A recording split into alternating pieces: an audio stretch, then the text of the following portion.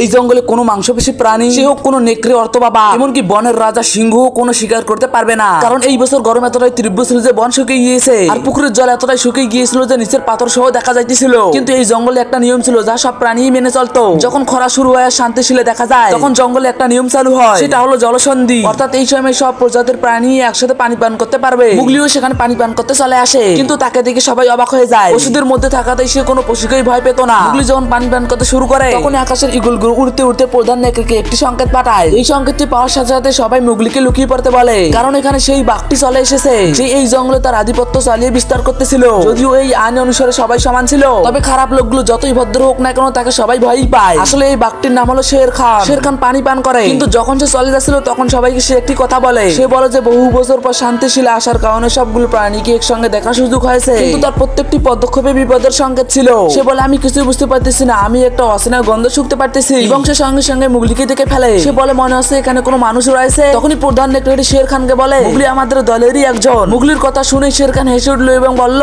আমরা পশুরা কখন থেকে মানুষ পালন করতে শুরু করেছি। নেকড়েগুলো বলল ও এখনো বাচ্চা। এটা শুনে শের খান রেগে গিয়ে বলে আমার মুখটা তোমার মনে নেই? মানুষ আমার মুখটা কি করে দিয়েছিল? কয়েকদিন আগ থেকেই আমি অনেক ভালো হয়ে গিয়েছি, সবাই ভুলেই গিয়েছে আইন কি। তার সামনে কোনো পশুর কথা বলার কোনো সাহস ছিল না। কিন্তু যে নেকড়েটি মুগলিকে লালন পালন করেছে, সে নির্ভয়ে শের খানের কথা থামিয়ে দিয়ে বলে তুমি কি জানো আইন কি? নিজেই তুমি নিজের ক্ষমতার জন্য আইন ভেঙেছো এবং অনেকগুলো বেপরোয়া পশুকে শিকার করেছো। এটা শুনে শের খান রেগে যায় এবং আবারও শিকার করার জন্য তৈরি হয়। নেকড়েগুলো বলে বিশেষ করে এই সময় খরার সময় তুমি তো শিকার করতে পারবে না। এই কথা শুনে শের খান বলে যে আইন আমাদের ভালোর জন্য তৈরি করা হয়েছে সেই আইনকে আমি সম্মান করি, কিন্তু মনের কোনো কিছুই চিরকাল থাকে না। একদিন বৃষ্টির বন্যা আসবে, এই পাথরগুলো ডুবে যাবে আর এই চুক্তিও শেষ হয়ে যাবে। যদি বাঁচতে চাও তো বাঁচিয়ে নাও। শুধু একটা কথাই ভেবে দেখো, একটা মানুষের বাচ্চার জীবনের জন্য কতগুলো জীবন যেতে চলেছে। এটা হুমকি ছিল না ভবিষ্যৎবাণী। এখন প্রশ্ন হলো নেকড়েগুলো কি মুগলিকে বাঁচাতে পারবে? দেখবো পরের পার্টে। সাবস্ক্রাইব করতে ভুলবেন না।